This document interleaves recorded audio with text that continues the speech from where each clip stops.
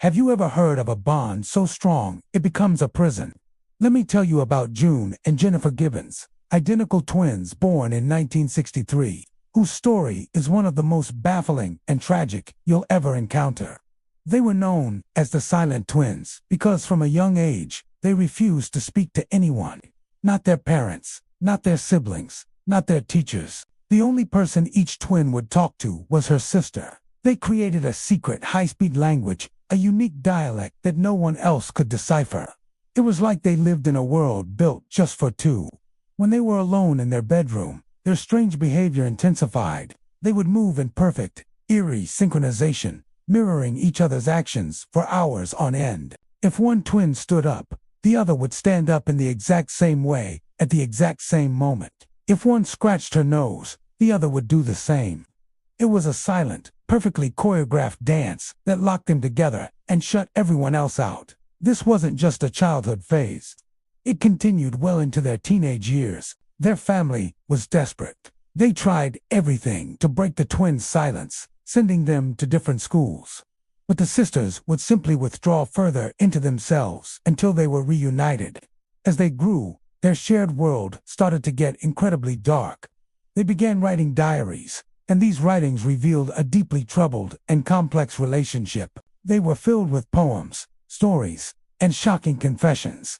Their bond wasn't just one of love and support. It was also one of intense rivalry and hatred. They felt trapped by each other.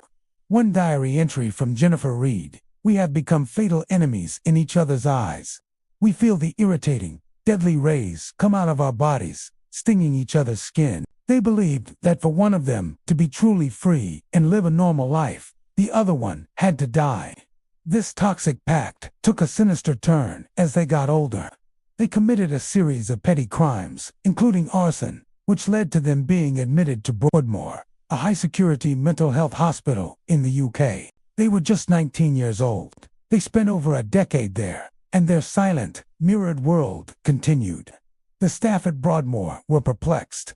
The twins would alternate who would eat. One day, June would eat, and Jennifer would starve herself, and the next day they'd switch. Their existence was a strange, suffocating pact. The journalist, Marjorie Wallace, took a deep interest in their case. She visited them frequently and gained their trust, eventually becoming one of the few people they would communicate with, albeit reluctantly. Through her, the world learned about their internal struggles and their chilling agreement. They told her explicitly that one of them had to sacrifice herself so the other could live. It was a concept they discussed openly between themselves. Imagine being so connected to someone that you genuinely believe their death is the only path to your own freedom.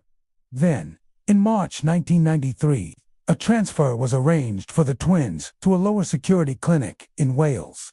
It was supposed to be a step towards a new life. As they were being transported, Jennifer rested her head on June's shoulder and seemed to fall asleep. But when they arrived at the new clinic, Jennifer couldn't be woken up. She was rushed to a hospital, but was pronounced dead. She was only 29 years old. The cause of death was sudden acute myocarditis, a rare inflammation of the heart. What makes this so incredibly strange is that the autopsy found no evidence of drugs or poison in her system. There was no sign of any pre-existing heart condition that could explain it. It was as if her heart just stopped. It was almost as if she had willed herself to die. Just before they left Broadmoor, Jennifer had told Marjorie Wallace, "I'm going to have to die." When Marjorie asked why, she simply said, "Because we decided." The moments immediately following Jennifer's death are perhaps the most chilling part of the entire story.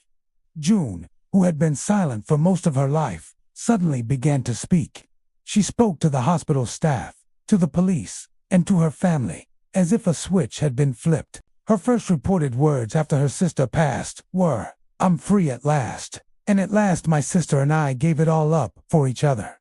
Almost overnight, the silence that had defined her entire existence was broken. June went on to live a relatively quiet life, no longer bound by the invisible chains that had tied her to her sister. She was finally able to exist as an individual, but at an unimaginable cost. The story of the Silent Twins leaves us with so many questions. Was Jennifer's death a result of a psychological pact so powerful it became physical? Or was it just a tragic, unexplained medical coincidence. Their lives were a testament to the profound and sometimes dangerous power of human connection. It's a story that blurs the line between love and hate, identity and entrapment. Thank you so much for watching. If you found this story as fascinating and unsettling as I did, please hit that like button and subscribe for more deep dives into the world's most mysterious cases. Let me know your theories in the comments below. See you next time.